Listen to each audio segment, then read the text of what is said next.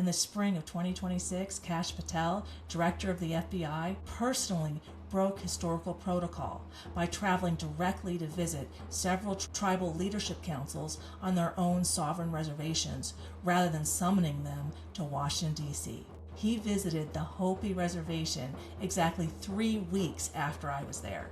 In an act of true masculine protection, he assigned 400 FBI agents to help extricate the cartels from the native lands. The mirror is moving, the physical concessions are happening, and the healing of manifest destiny has officially begun.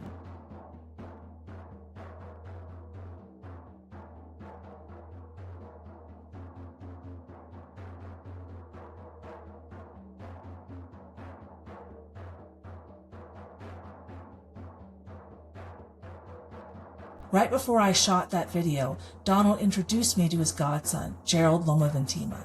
Gerald is a highly acclaimed, award-winning Hopi master silversmith and jeweler from the Bear clan of the Shungopavi village on Second Mesa, Arizona. A recipient of the prestigious Southwest Folk Life Alliance Master Apprentice Artist Award. He is deeply dedicated to preserving his heritage by teaching younger generations the traditional Hopi overlay technique and resurrecting historical 1890s style coin silver jewelry making. Beyond his international reputation as an elite artisan, he carries an extraordinary spiritual and historical lineage.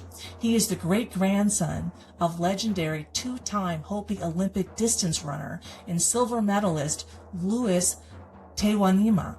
Louis was a POW in 1908 and 1912 when he attended the Olympics, famously refusing to learn English, but serving his tribe in honor at those games.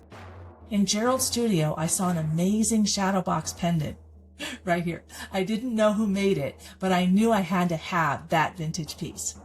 The original necklace was too small for my neck, so Gerald sold me one of his, and I proudly wore that pendant and necklace out of his shop. That night, I Googled who made it, Victor Kochutewa. My custom shadow box pendant was crafted by the hands of a legendary Hopi master jeweler, Victor Kochutewa. Victor was an Arizona Indian living treasure and a highly decorated World War II veteran who earned a Purple Heart. He originally served with the 116th Combat Military Police, but his elite skills later transferred him into a legendary Special Operations Infantry unit under General Frank Merrill, famously known as Merrill's Marauders. Operating behind enemy lines as the 5307th Composite Unit, Victor and his Special Ops brothers fought through grueling jungle terrain in the Burma campaign.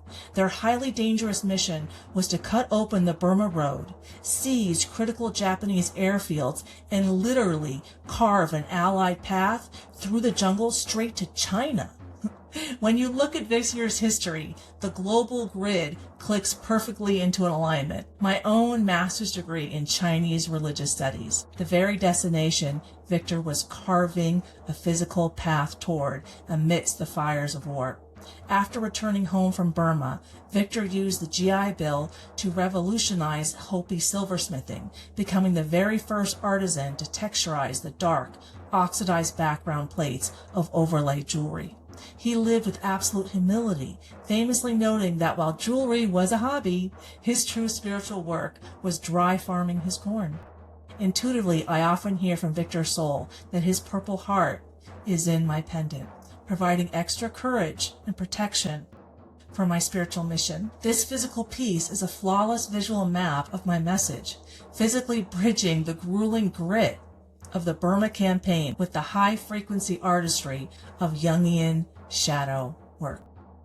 The physics of this silver overlay format perfectly mirror Carl Jung's core rule of shadow integration, utilizing a polished, continuous top layer that is structurally defined by the recessed, oxidized bottom plate to literally make the darkness conscious. Carl Jung famously said, "One does not become enlightened by imagining beings of light, but by making their darkness conscious." Furthermore, Victor's historic innovation of painstakingly texturing this blackened background signifies the alchemizing of multi-generational trauma into textured personal wisdom. This rugged warrior energy perfectly aligns with my own academic destination, bridging his physical path directly to my studies. Ultimately, this pendant serves as a sacred reminder of the lower path of Prophecy Rock, proving that true spiritual sovereignty is anchored by remaining grounded, humble, and in direct alignment with the earth, mimicking Victor's own lifelong philosophy. All three of these remarkable men, Donald, Gerald, and Victor, hail directly from Second Mesa, where their ancient, enduring culture pivots around subterranean ceremonial kivas.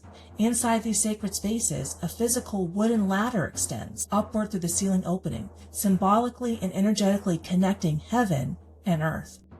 This indigenous architectural layout stands in direct, unyielding opposition to the institutionalized Christianity's dogmatic control mechanism, which falsely dictates that the cross is the only ladder to heaven. The Kiva ladder proves that connection to Source is not a bloody instrument of public death, but a grounded internal alignment rising straight from the silent womb of Mother Earth. While shopping for this pendant, Gerald and I had an amazing conversation, with one part reminding me of my mission: healing manifest destiny wounds. We talked about the men in my book being Fire Academy instructors and the FBI. We talked about praying for a better day between the U.S. government and the tribes. Little did I know at that time, but that process was already manifesting real time for tribes on the Great Plains, where cartel activity was most severe and damaging. This profound healing work is not a distant utopian dream. It has already physically manifested in our reality. In the spring of 2026, Kash Patel, director of the FBI, personally broke historical protocol by traveling directly to visit several tribal leadership councils on their own sovereign reservations rather than summoning them to Washington, D.C. He visited the Hopi reservation exactly 3 weeks after I was there. In an act of true masculine protection, he assigned 400 FBI agents to help extricate the cartels from their native lands.